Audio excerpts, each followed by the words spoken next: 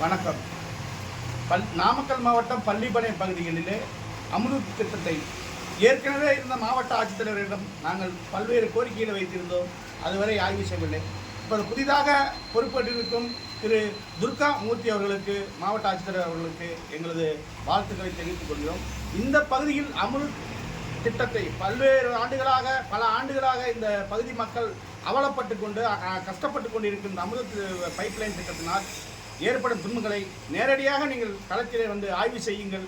ஆய்வு செய்து அதிலே அவர்கள் ஒப்பந்தத்தை மீறி நடந்து கொண்டிருந்தால், அது காலம் தாழ்த்தி இருந்தால், அது வேலை சரியில்லாமல் இருந்தால் அந்த ஒப்பந்தத்தை ரத்து செய்யுங்கள். அடுத்தவர்களுக்கு விரைவாக முடிக்கக்கூடியவர்களுக்கு ஒப்பந்தத்தை கொடுங்கள் என்று நாங்கள் கேட்கிறோம். நேரடியாக நீங்கள் ஆய்வு செய்தால் மட்டுமே எங்களுக்கான ஒரு தீர்வாக இருக்கும் என்பதை நாங்கள் சொல்லி, ஏங்க இந்த பகுதியில் பறிக்கப்பட்ட சாலைகள் வந்து சரியாக மூடப்படலை. இந்த பகுதியில் வாகனத்தில் எங்களால் செல்ல முடியல. அதே போல் இங்கே இருக்க ஒவ்வொரு பகுதியிலும் தண்ணீர் வீணாகி கொண்டிருக்கிறது.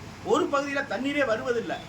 அதே போல் ஒரு சில பகுதிகளில் பழைய லைனில் தண்ணி வருது, புது லைனில் அவங்க போட்டதில் தண்ணியே வர்றதில்லை. இந்த மாதிரியான சிக்கல் இருக்குது. ஒரு சில பகுதியில் தண்ணீர் வருது, அப்படியே சும்மா அப்படியே நீர் ஊற்று மாதிரி வருது, பெரிய அளவில் தண்ணீர் இல்லை.